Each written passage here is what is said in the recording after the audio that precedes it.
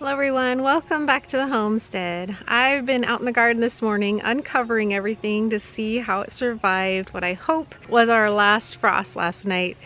I wasn't thinking we were going to have another frost, but thankfully we were able to cover most everything with our row covers. We did run out though, and so we just used some pots over various plants, and that worked really well over the chard. Just putting a little pot over each of our chard plants did really well. However, the beans, I don't know if they're gonna make it. We put just these little teeny pots over the beans and they look a little sad this morning, so we'll see if they bounce back or not. But the beans that we had under the row cover actually look just about the same as the ones that we had under little pots, so I don't think it was the pots that were the problem. I think just beans don't like the cold. I really just need to be more patient with some of my summer crops and wait all the way until May before planting. But everything else looks good. The potatoes look like they're gonna be just fine. They got a little bit of damage, but I think they'll bounce back great.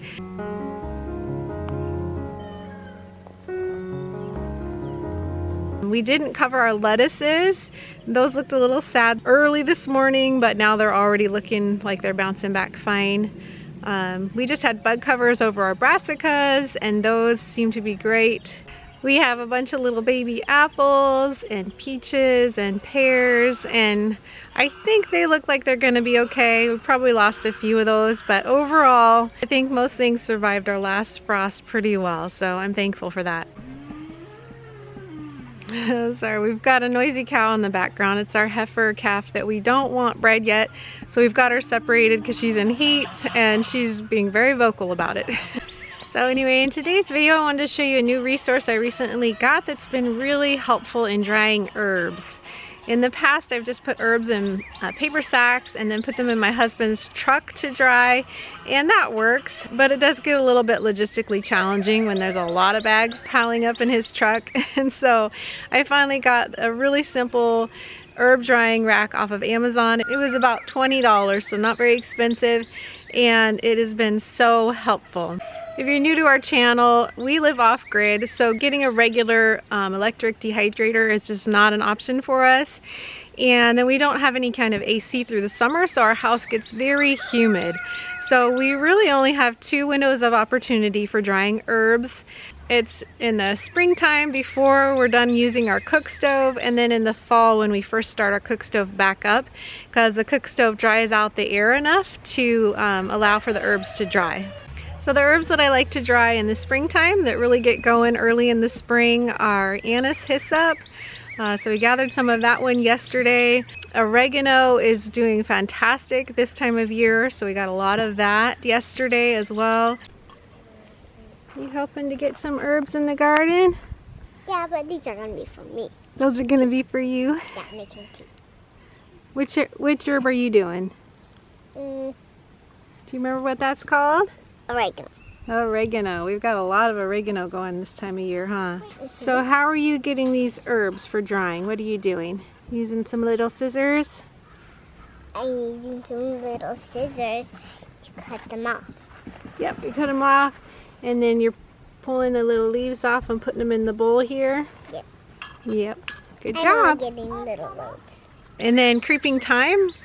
We also collected that yesterday, and then I ran out of time, and so today I'm going to be gathering a bunch of different types of mint. We have 4 types of mint: apple mint, spearmint, mountain mint, and chocolate mint. And I like to just mix those all together. I'm actually kind of glad that I ran out of time to get the mint yesterday, because this frost that we just had, I've heard, actually makes it so that the mint dries better. It stays more green, and some of the nutrition stays in it better in the drying process. And I've never tried gathering mint after a frost, so it'll be kind of a good experiment to see how well it dries after a frost. I also already dried some comfrey in the last round of herb drying that I did. I did get a little bit of lemon balm dried as well. But the lemon balm I found is really best in the fall. I like to gather some of the last of that in the fall time and dry it then. And then some other herbs that I do in the fall are some of those annuals like parsley and basil and dill. And then I also dry mint in the fall as well. And then there's a few other random herbs that we do also. but those are the main ones that we do in larger quantities. Those are the ones we use pretty heavily in the kitchen and for making tea. Chamomile's one that's just not quite ready in time. You can see it's starting to get its little head, but the chamomile, these chamomile won't be ready to dry until we're done using our cook stove. So there are a few things like the chamomile, they'll probably still dry in paper sacks. Noisy geese as well. Drying herbs is a very simple process, but it does take time, so I haven't done a whole lot of it in the past. I'm hoping as we get our homestead and gardens more and more established, I'll have more time to dry even more herbs. It's a really great thing to be able to have, especially the perennials growing in the garden, and so they just come back year after year and you can gather all that nutrition. Some of them have medicinal properties as well. Like we've got echinacea. So as the years go by, I hope to dry even more varieties of herbs. So for today, I'm just going to kind of walk through a few of the herbs that we just did yesterday and that we're going to do today. Very simple process. So for the anise hyssop, I cut it about halfway down, right above where some leaves are coming off. And for anise hyssop, I like to either cut or pull the leaves off and not save the stem. It's for tea, so you could dehydrate the stem as well, but I'm trying to get as much of the leaves into the space that I have for dehydrating. And so this time I got rid of the stems to allow more space for the leaves. Anytime you're drying herbs, I find it's really helpful to either brush over the plant before you go to harvest, or at least tap it off so that you get some of like the ants and spiders and bugs off. That makes it easier to wash them later. So for the oregano, I pretty much just give it a haircut. I just take the top layer off, so the top layer of leaves. That way I don't get a lot of stem. It'll dry much faster that way, and I won't have a lot of tough stems left behind. That's really helpful in the drying process. For the creeping thyme, I usually cut down a little bit lower on it, cut it about halfway down, and I just leave the stems on, because if you've ever harvested thyme, you know the leaves are so tiny and it would be so tedious to pull all the leaves off of the stems. So once thyme is dry, I will just crumble it up in my hand and try and separate as much of the leaf from the stems as I can. I have a little strainer that I use for cheese making that has pretty good size holes in it, and I can kind of shake that. It allows most of the leaves to go through but keeps the stems. So that way I'm able to get a pretty clean batch of dried thyme without a lot of stems.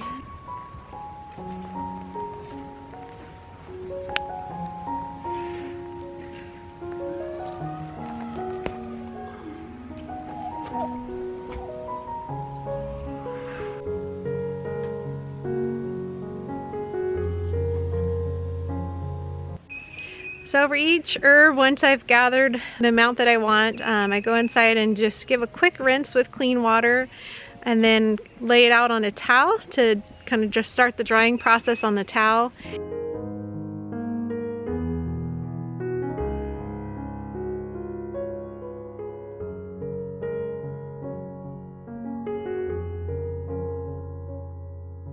And then I put it into the drying rack.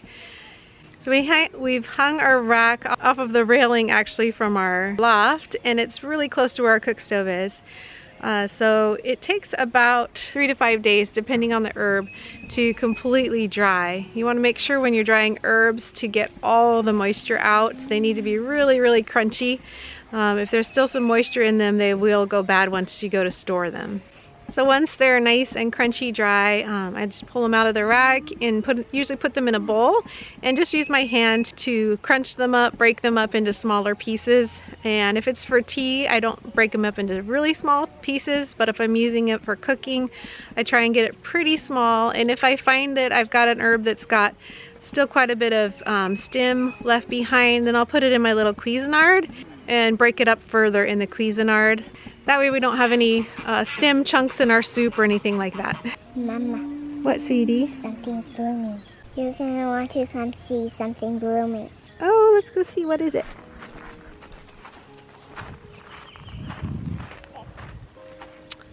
Oh, your salvia is starting to bloom. Very exciting. This is a beautiful time for salvia, huh?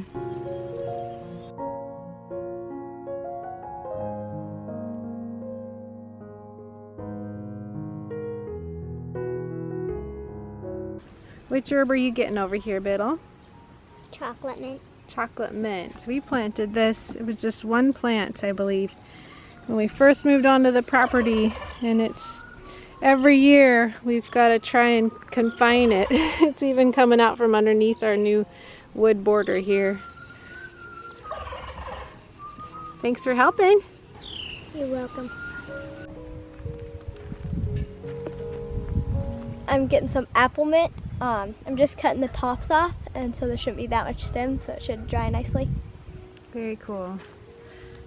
This is very invasive, but we don't really mind because it's our favorite mint, huh? Yeah. Apple mint is so delicious.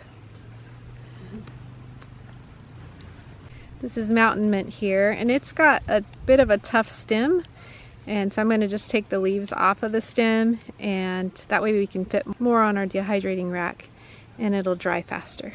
And if you've never had mountain mint, it's a really nice one. It does spread just like any mint, but not as aggressively, and it's a really mild mint. It's kind of similar to spearmint, so if you like just a more mild mint flavor, mountain mint would be a good one for you. What color are the aphids? Black? I found a bunch of green aphids. Getting the bugs out of that, Abby girl? Actually, I think I only saw one. Just one bug? Well, that's good. Did you find some aphids in yours, Biddle? Yeah, I found a bunch. Mama? How does my yourself see?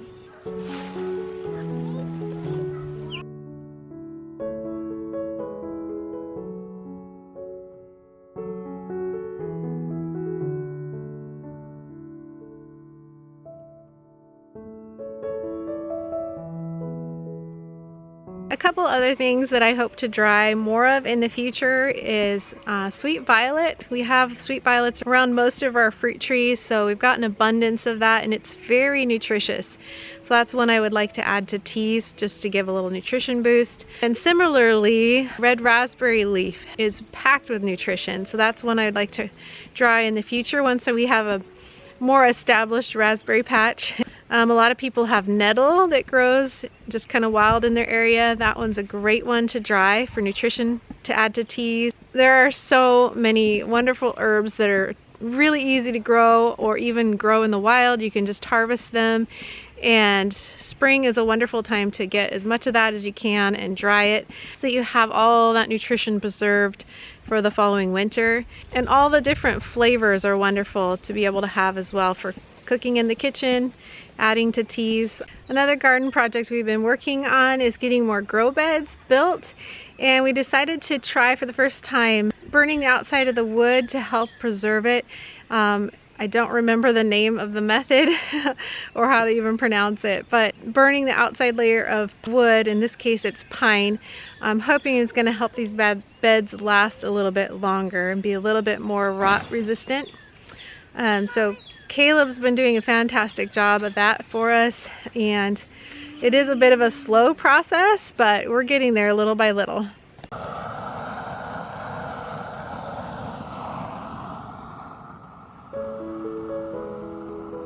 Well guys, thanks for joining me in the garden today, preserving some of our harvest. Do you have a favorite herb or two that you really enjoy for tea or cooking that you're growing? Please share in the comments below. As always, thank you so much to our patrons who make these videos possible. Until next time, we pray blessings over you and yours. And whatever you do, do it with your whole heart.